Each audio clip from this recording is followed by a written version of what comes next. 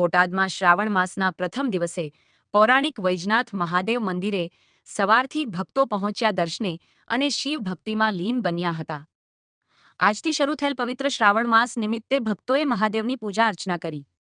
સમગ્ર શિવાલય પરિસર હર હર મહાદેવના જયઘોષથી ગુંજ્યું। બોટાદ ગામનો વસવાટ થયો તે સમયનું પ્રાચીન અને પૌરાણિક 250 વર્ષ જૂનું છે વૈજનાથ મહાદેવ મંદિર આવેલું છે।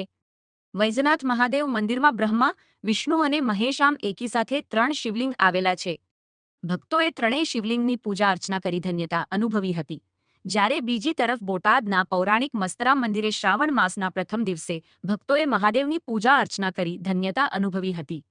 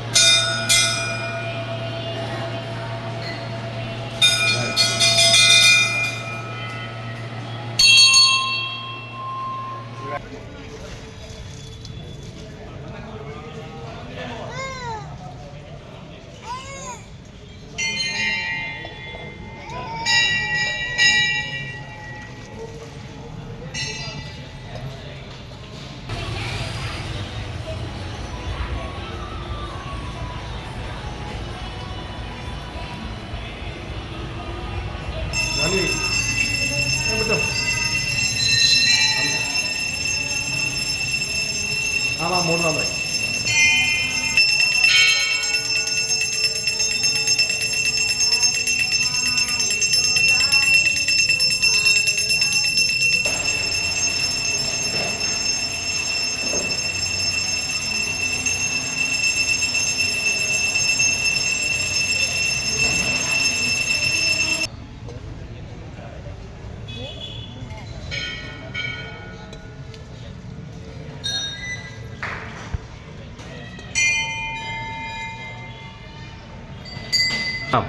મારું નામ પંકજભાઈ ત્રિવેદી છે। આજથી શ્રાવણ મહિનાનો પ્રારંભ થઈ ચૂક્યો છે, શું વિગત છે? આજથી શ્રાવણ માસ પવિત્ર શ્રાવણ માસ શરૂ થયો એમે માણસો બહુ રસ ધરાવે છે અને લાખોની સંખ્યામાં માણસો દર્શનાર્થે આવે છે। લોકો મહાદેવની પૂજા કરી શું અનુભવે છે? શાંતિ અનુભવે છે। દરેક રીતે જેની મનોકામના હોય એ પવિત્ર શ્રાવણ માસની શરૂઆત થઈ છે અને આ મસ્તરામ ખાતે મહાદેવના મંદિરે લોકો બહુ જ ભીડમાં પૂજા અર્ચના કરવા આવે છે અને અહીંયા આવીને ધન્યતા અનુભવે છે અને મહાદેવની પૂર્ણ ભક્તિથી પૂજા કરે છે। કેવો અનુભવ થાય છે આપને? અહીંથી બહુ જ શાંતિનો અનુભવ થાય છે અને અહીંયા આ વૈજનાથ મહાદેવ અમારા વડવાઓએ અહીંયા સ્થાપના કરેલી અને તેઓ પોતે પણ અહીંયા ઉગાડા પગે જઈને લાવેલા ને અહીંયા આ શિવલિંગની સ્થાપના ખુદ શંકરાચાર્યએ કરાવેલી ને આ મંદિરની અંદર દ્વારકાધીશ શંકરાચાર્ય અહીંયા 2 વખત આવેલા ને એમણે અહીંયા પણ પૂજા કરેલી ને અમારા વડવાઓ પહેલાંનું આ શિવાલય છે ને તેઓએ પોતે પણ અહીંયા પૂજા કરેલી છે ને આ શિવલિંગ જગ્યાએ અમારા વડવાઓએ અર્પણ કરેલી છે ને આ બહુ જૂનું ઐતિહાસિક બોટાદની સ્થાપના છે એ પહેલાંનું શિવાલય મંદિર છે આ ને અહીંયા બહુ ભક્તો ગામનું જૂનું શિવાલય હોવાથી અહીંયા શ્રાવણ મહિનાની અંદર ઘણો ટ્રાફિક હોય છે। રોજે રોજ ઇસ્માલ થાય છે, અહીંયા પાઠશાળા ચાલે છે, એની અંદર પણ બધા ભક્તો આવે છે।